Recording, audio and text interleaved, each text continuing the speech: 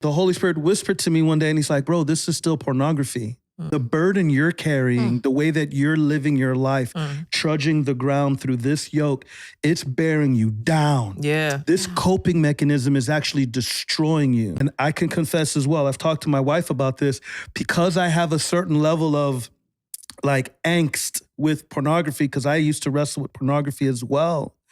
I could feel the enemy trying to lure me back into pornography. It's funny, you said you had these dreams coming out of nowhere, and I felt like the Lord was showing me. The enemy will like create new ways to see if he can get you to stumble. So it seems like I've never struggled with this before. And it was like, here's a thought. Leave your family. Like, but why? Because it's just these random. You gotta try something. I gotta try something new. But he'll also go back to old tactics. We talked about purity and walking in holiness for the love of God and all these kind of things. And I've put that away from me for years. For years and years and years and years. And we've talked a lot about it. And all of a sudden, it was like lure me back in. But he knows he wasn't gonna just jump me back in. So it was like through social media and thirst traps. And so then it was like.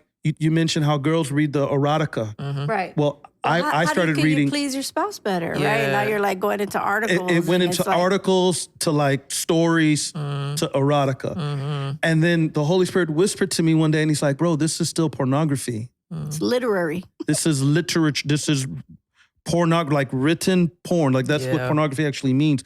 We can see things on video too. And so I had to confess it. And she's the one who straight up said, this is pornography. The Lord whispered and convicted me about it. I told her, and she said, babe, that's pornography. Wow. And it hit. He was like, I was reading an article. I was about to argue. Yeah, I'm reading an article, right, about us. And I said, but it went from there to actual it's a erotica. trap, And she was like, that's pornography,